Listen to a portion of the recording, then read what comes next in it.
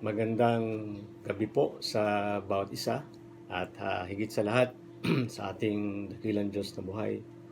Salamat sa Panginoon ay muli na naman tayong binigyan ng pagkakataon upang pag-aralan, saliksikin ang salita po ng ating dakilang Diyos sa gabing ito. Handa po natin ang ating mga isip, puso natin at nawa ay wala po mga distraction upang namnamin po natin at i-absorb po natin ang salita ng Panginoon sa gabing ito. Ang salita ng ating Panginoon ay matatagpuan po natin sa Santiago 4:8. Sabi dito, lumapit kayo sa Diyos at lalapit siya sa inyo. Lumapit kayo sa Diyos at lalapit siya sa inyo. Ang pamagat po ng pag-aaral ng salita ng Panginoon sa gabing ito po ay pagpapanatili ng pamumuhay na malapit sa Diyos. Amen. So, bago pong lahat ay tayo po muna ay manalangin at alay natin ang pag-aaral ng salita ng ating Panginoon sa gabing ito. Magandang gabi po sa iyo, aming dakilang Diyos, aming Ama. Purihin po kayo, dakilang Diyos na buhay. Sa pangalan po ng Panginoon Kristo at sa kapalan po ng Banal Espiritu. Salamat po, Panginoon, sa sandaling ito, aming Ama, na inanyahan po namin ang iyo pong Santong Espiritu, ang siyang kumilos, ang siyang magtuturo. Gamitin mo lamang po ako, O Diyos, na kasangkapan, Panginoon, upang maihiyag ang iyong mga salita, Panginoon, sa aming pong pag-aaral, aming Ama. Salamat po, Lord God. Buksan niyo po ang aming mga puso't isipan, Panginoon, upang tanggapin ang iyong biyaya at pagpapala po, Panginoon. At sinasaway namin sa pangalan ng Panginoon Kristo, sa tanas ng punong mga kampon, anong mga plano mo, balak mo, panunukso mo, hindi ka magtatagumpay sa pangalan ng Panginoon Kristo, sa pangalan ng Panginoon Kristo. Maraming pong salamat, Lord. Pinagpala mo na po ang iyong mga salita. Amen.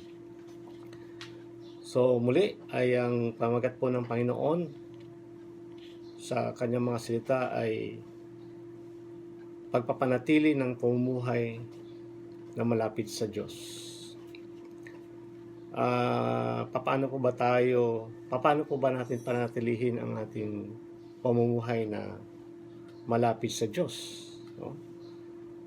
Maliwanag din po sa Mateo 11:28 na sabi ni Mateo ay magsiparito kayong lahat na nagpapagal at nagbibigatan ng lubha at kayo'y aking papahingahin. So maliwanag po dito, no, na kapag tayo po ay lumapit sa Diyos ay siya din po ay lalapit sa atin, no? So kung isa lang po ang ibig sabihin po dito, mga kapatid, na pag malayo tayo, malayo din siya sa atin. So bilang mga anak niya, no, bilang mga nakakilala na sa Panginoon, ang susi lang po upang tayo'y manatili sa ating pamuhay na malapit sa Diyos, sikapin po natin na maging malapit sa ating Diyos na buhay. Okay?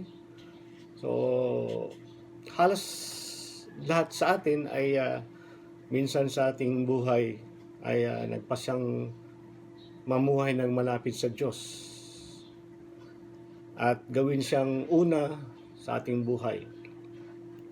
Kaya po ang ginagawa po natin, mga kapatid, ay nagpasya tayong magbasa ng Biblia at panalangin araw-araw. Pumunta sa iglesia tuwing linggo, no? At dumalo sa pulong panalinganan tuwing Miyerkules. Pero ano po ang napapansin po natin? Ngunit pagkaraan po ng mga ilang araw o ilang linggo, nawawala ang ating pagkamasigasig.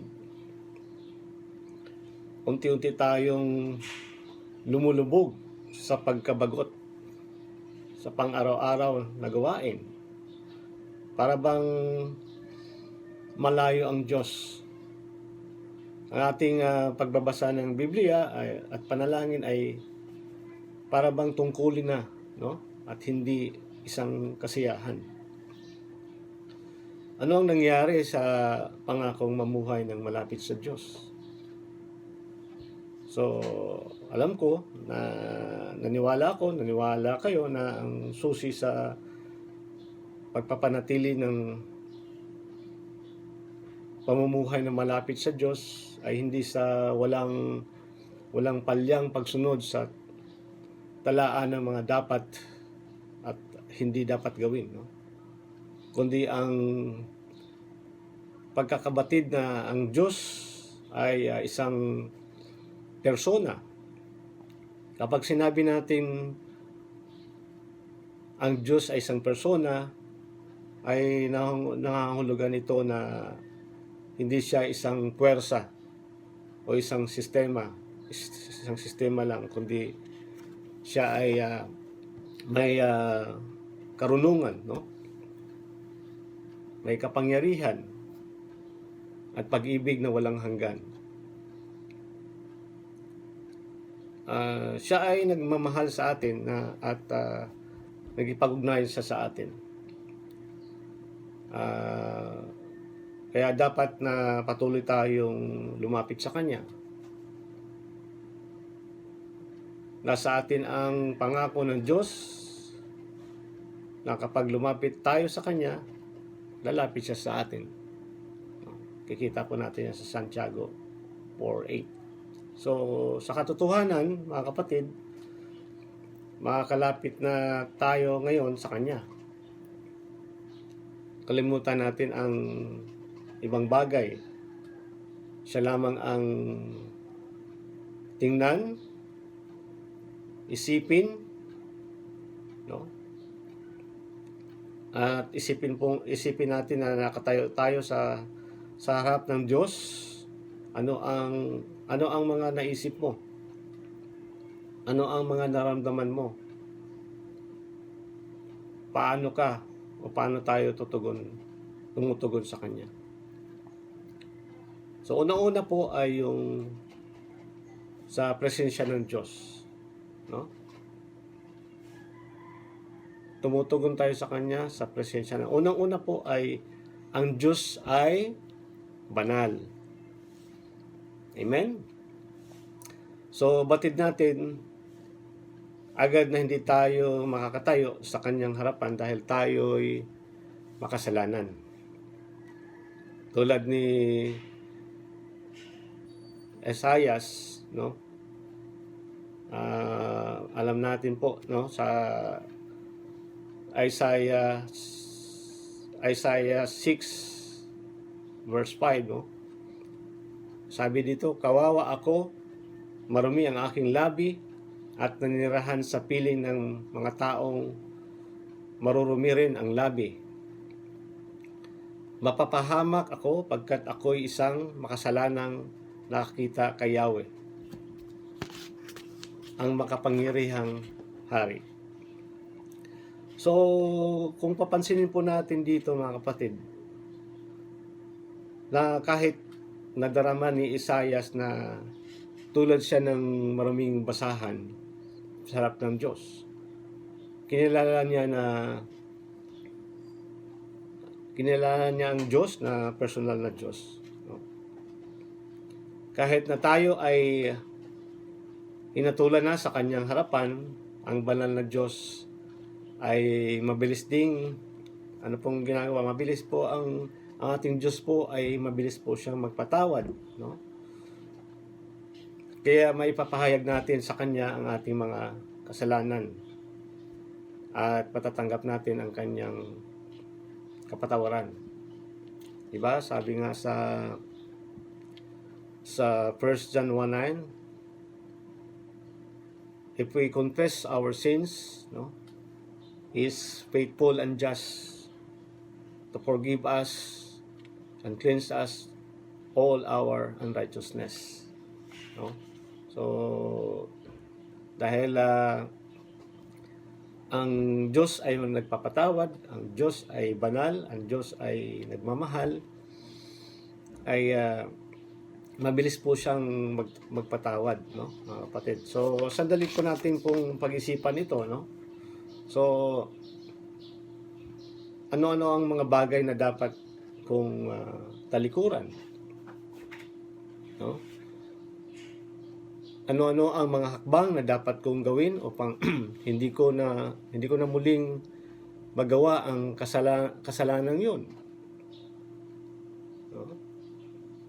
Number 2, ang Diyos ay lubos. So sa presensya po ng Diyos, no? Ang Diyos po ay lubos. Nakikita natin na ang ating mga pagkukulang at kasalanan. So maaring hindi natin iniisip, no, na kasalanan ang mga ilan sa mga ito. Ano po ba 'yon? Yung kabalisahan, katamaran, kakulangan ng pag-ibig, no? Hindi magandang saloobin, sobrang panahon na ginugugol sa mapanonood ng telebisyon, no? At sa mga laro na at libangan. So, sa tingin po ba natin ay ito po ay nakakalugod sa ating Diyos? Nakakalugod sa harapan ng ating Diyos? Hindi po nakakalugod ang mga ito sa Diyos. Kaya dapat nating talikuran. So, ngunit kahit na alam natin na ang ating mga kahinaan, ilan sa atin ay tumigil ng magsikap na magiging lubos. Sumusuko na lamang tayo at iniisip na dahil maraming ulit ko ng sinikap na maging mabuti, ay lagi na lamang akong nabibigo. Wala nang kabuluhan magsikap pa muli. Mabuti pang manatili na lamang akong isang Kristiyanong karnal. So nahuhulog tayo sa bitag na inihanda ni Satanas, no, para sa atin. Ngunit kung kinikilala natin na nagmamalasakit ang Diyos na hubugin tayo upang maging katulad niya, ayaw nating baguhin niya tayo. Aasa tayo sa kanyang lakas, magiging mapagtagumpay tayo sa pamagitan ni Kristo. So makikita po natin yan, mga kapatid, sa Roma 8:37. Amen? Pangatlo po, ang Diyos ay mapagbiyaya. Amen? Ang Diyos ay mapagbiyaya. So, una, ang Diyos ay banal. Pangalawa, ang Diyos ay lubos. Pangatlo, ang Diyos ay mapagbiyaya. Amen po? So, tunay po na mapagbiyaya po ang ating Diyos sa pagbibigay sa atin ng hindi narapat sa atin.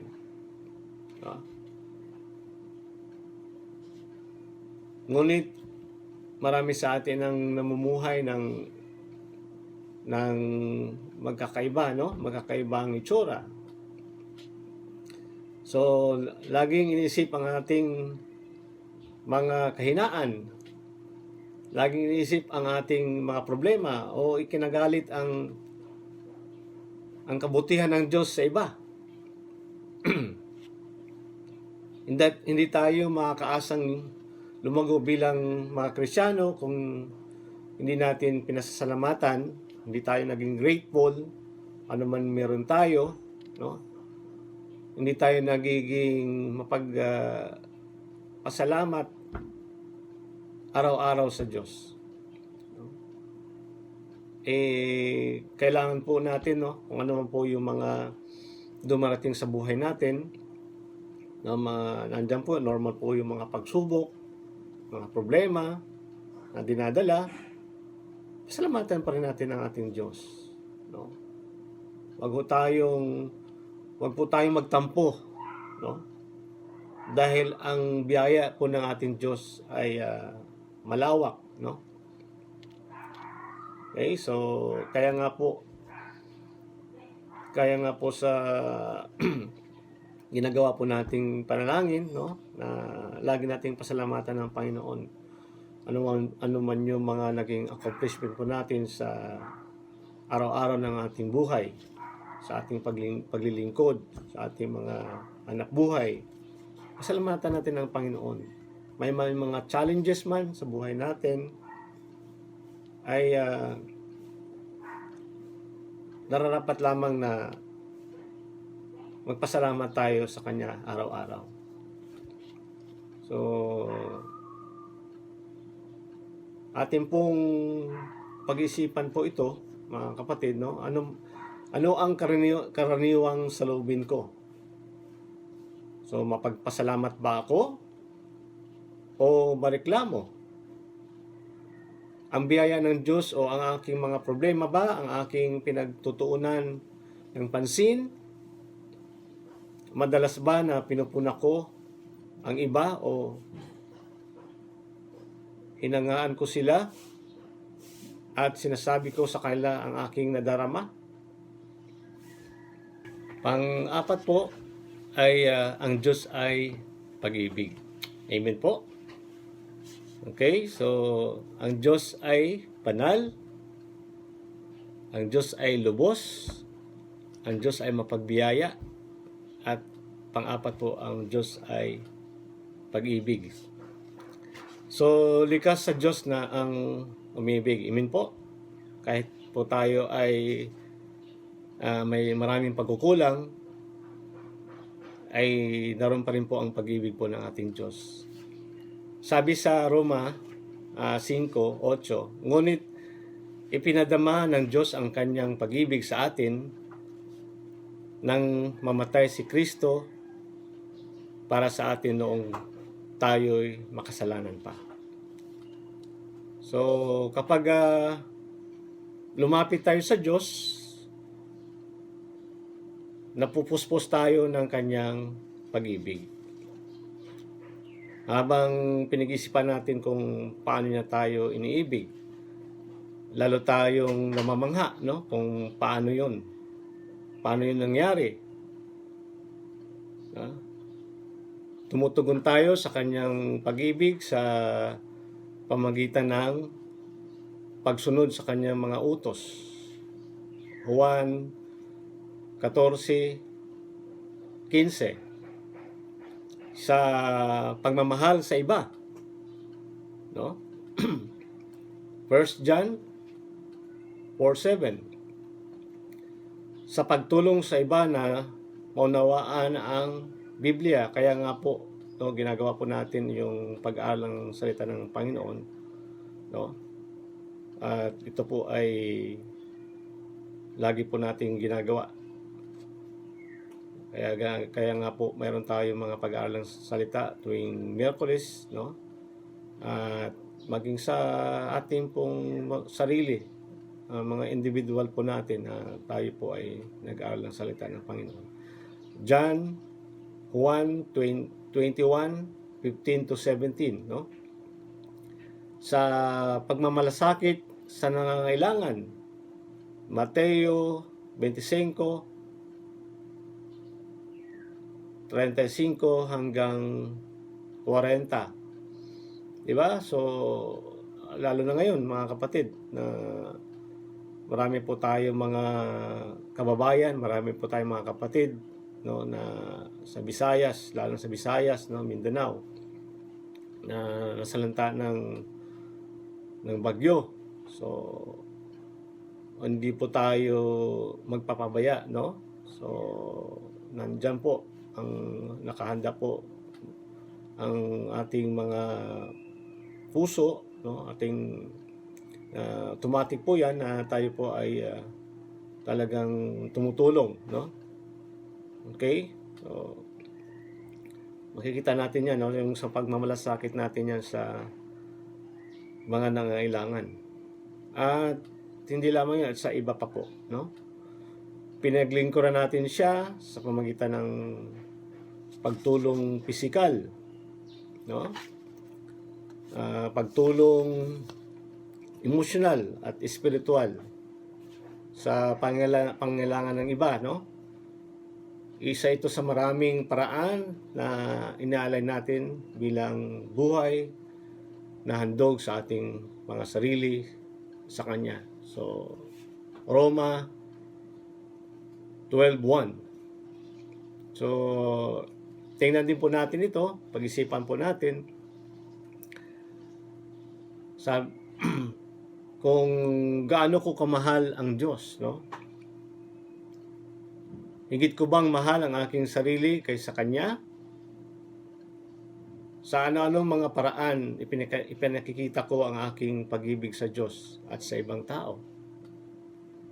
So, ito po yung ating tugon, mga kapatid, no? Kayo ay magsitigil at kilalanin ninyo na ako ay Diyos. Sa awit 46:10, ang ating tugon sa Diyos na personal ay isang personal na tugon. So hindi ito pagpasok sa kasunduan na magiging abala ka sa mga espiritual na gawain, kundi ito'y pagtatalaga ng iyong sarili, at ito'y nakikita at ikinasisya ng ating Diyos. Una, tumutugon tayo sa pamagitan ng pagpapuri at pagsamba. Amen po. Iyan lang po, sa pamagitan po ng ating pagpupuri at pagsamba sa Panginoon, yan po ay unang hakbang, no, na tumugon tayo sa ating Diyos. So nais ng Diyos na makilala natin siya bilang personal na Diyos, no? Sariling tagapagligtas sa buhay natin. At nais niyang mamasdan natin ang kanyang kalulwatian. Ang pagbulay-bulay natin ang kanyang kapangyarihan, ang kanyang karunungan, at ang kanyang katapatan. Kapag ginawa natin ito, mga kapatid, hindi natin mapigilan na sumamba, di ba? At magpuri sa ating Panginoon. Sabi sa pahayag 4, verse 11, aming Panginoon at Diyos, karapat-dapat kang tumanggap ng papuri, paggalang, at kapangyarihan, pagkat ikaw ay lumalang sa lahat ng bagay, at ayon sa iyong kagustuhan, sila'y nilalang mo at pinananatili. Amen. So maliwanag po yan, no, sa pahayag 4:11. So binabago tayo ng Panginoon araw-araw na pagpupuri sa Diyos, sa ating pagtingin sa buhay. Ang Diyos ay higit na nagiging sentro sa ating buhay. Amen po ba? Ninanais nating bigyan natin siya ng lugod, no? Sa lahat ng bagay, sa ating pag-iisip, sa ating salita, sa ating mga gawa, no? Makikita natin yan sa awit 19:14. No? Sapagkat karapat-dapat siyang purihin, karapat-dapat siyang pansinin, karapat-dapat siyang handugan ng ating buhay. Ano po ba ang ginagawa natin? No? So, ang buhay natin ay, tandaan po natin, ang buhay natin ay hiram lang po ito. No? Hindi po tayo nagmamay-ari.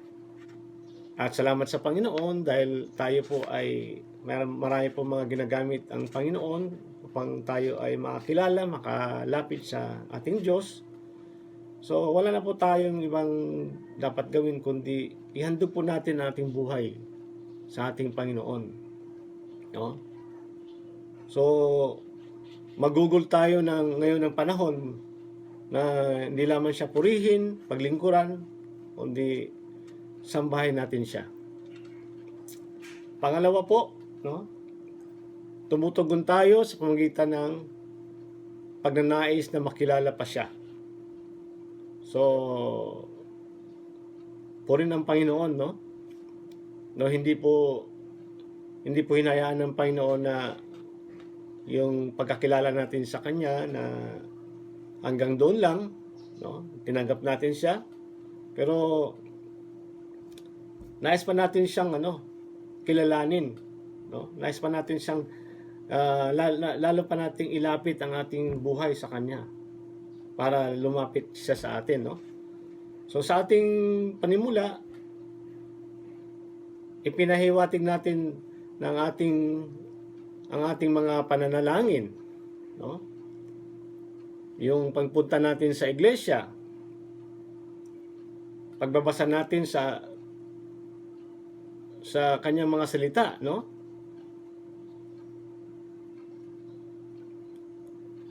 Maaring karaniwan na lamang na ginagawa.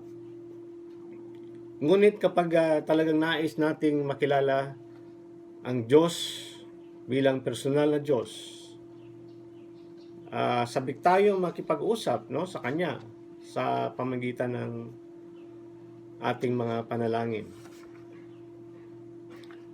Masaya tayo makikinig sa Kanya kapag binabasa natin ang Biblia.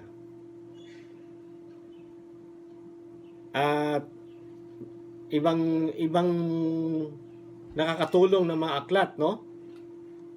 Maghahanap tayo ng paraan para mas lalo natin siyang makilala, no? At maging sa pakikinig natin sa mensahe ng ating Panginoon. Sa ating pamumuhay na kasama at kausap siya. So makikilala natin siya ng lubusang bilang pastol ng ating buhay. Kaibigan, mangingibig, Ama, Panginoon, at Manilikha. Amen? So, ito po, pag-iisipan din po natin ito, mga kapatid. Ito po yung mga tanong dito. Bakit ako nagbabasa ng Biblia? Naipaparating ko ba sa Diyos ang aking nais kapag ako'y nanalangin? O sa aking sarili, ako ay nakipag-usap kapag ako'y nananalangin? Paano ako nakikinig at tumutugon sa Diyos? Tunay ko ba siyang nakikilala? At pangatlo po ay tumutugon tayo sa pamamagitan ng pagkikilala sa Kanyang pagiging Panginoon. Amen. So, ang Diyos ay hindi lamang manilikha. Siya ang Panginoon ng sanlibutan, no? Kapag nakakaharap na natin siya, hindi na tayo maaaring maging tulad pa rin ng dati. Ito'y aliman sa dalawa, no? Tatanggapin natin siya sa ating buhay bilang tagapagligtas at Panginoon, o tatanggihan natin siya at kakampi kay sa kaaway, no? Si Satanas. Kapag tinanggap natin siya bilang Panginoon ng ating buhay, dapat nating sundin. Sundin natin siya nang walang pasubali. Hindi natin pag-aari ang ating mga sarili, mga kapatid. Binili tayo sa malaking halaga. Unang Korinto 6:19-20. Pag-iisipan po natin to ulit, mga kapatid, no? Tunay bang masunurin ako sa Diyos? Ano-ano ang bahagi ng aking buhay na hindi ko pa ipinagkakatiwala sa Kanya? Bakit ayaw kong gumawa siya sa mga bahaging ito? Isusuko ko na ba sa Kanya ngayon ang mga ito?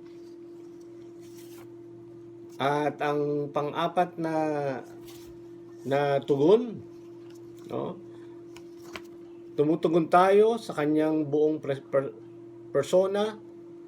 Maaari kung minsan ay tumutugon tayo sa ilan lamang at hindi sa lahat, no? Ayun. Maaring kung minsan ay tumutugon tayo sa ilan lamang, no? Hindi sa lahat ng pagkakataon, no? Ng mga katangian ng Diyos. Halimbawa, maaaring tumugon tayo sa Kanyang kataas-taasang kapangyarihan sa pamamagitan ng Kanyang pagpupuri. Pamamagitan ng pagpupuri, no? Pagsamba. Ngunit hindi pinapansin ang Kanyang kabanalan at kaganapan. So ano pong mangyayari? Humahantong ito sa hindi balansing paglago sa ating buhay Kristiyano at sa masuwaying pamumuhay sa Diyos. Nais ng Diyos ang buo nating pagkatao, hindi lamang ang bahagi nito.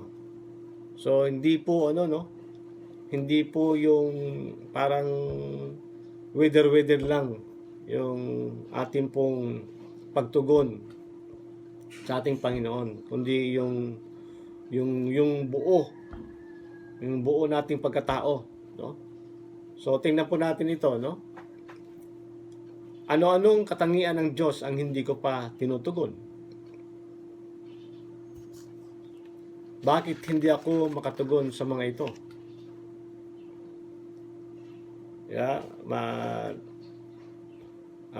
Ito talaga po yung maging hindrance sa pagtugon sa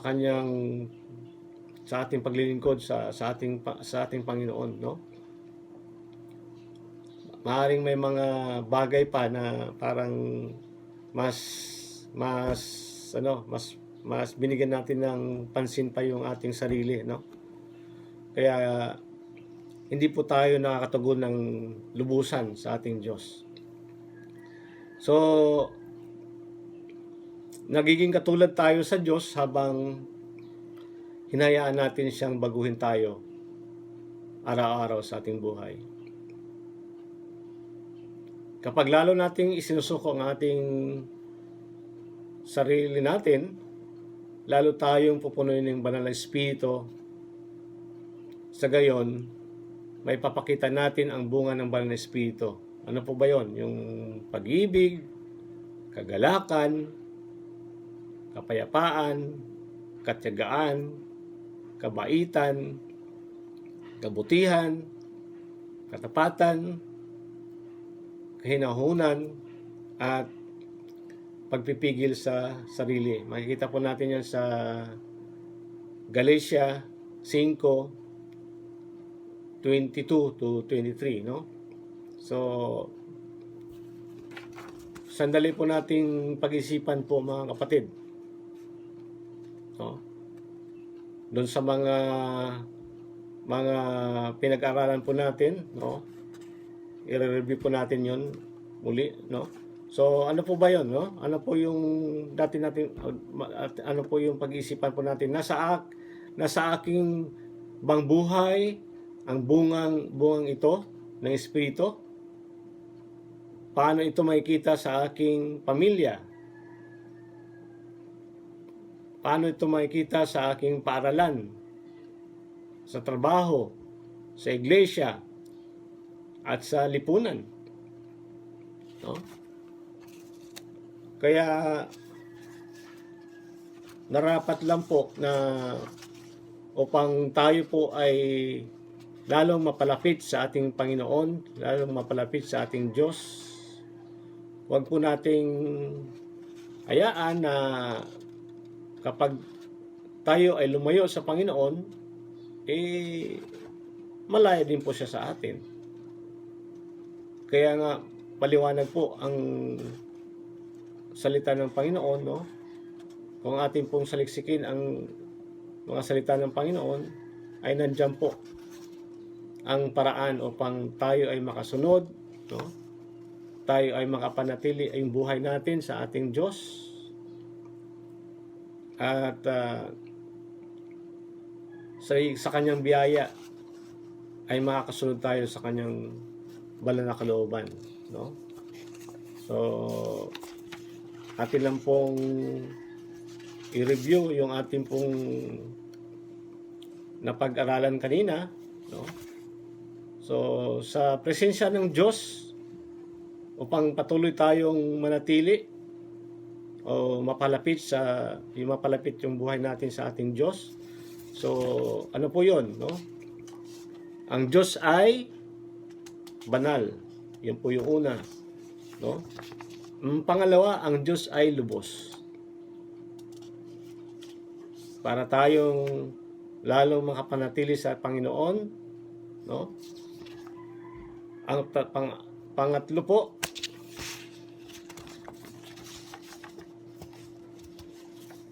ang Diyos ay mapagbiyaya, no?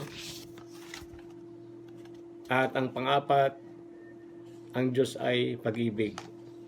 Amen. So, purin po ang Panginoon sa kanyang mga salita, no? So, ang paglapit sa Diyos ay nangangailangan ng ating kusang pagkilos, no? Yung aksyon, no?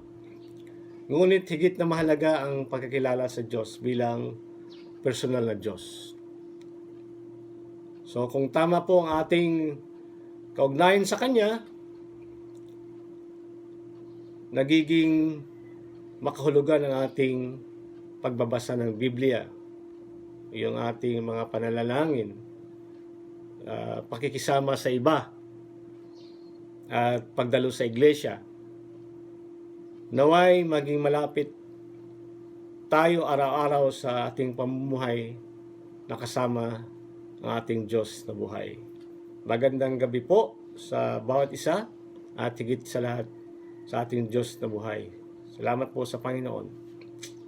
Amen. Salamat po, Lord, sa iyong mga salita, Panginoon, na aming pong pinag-aaralan sa gabing ito.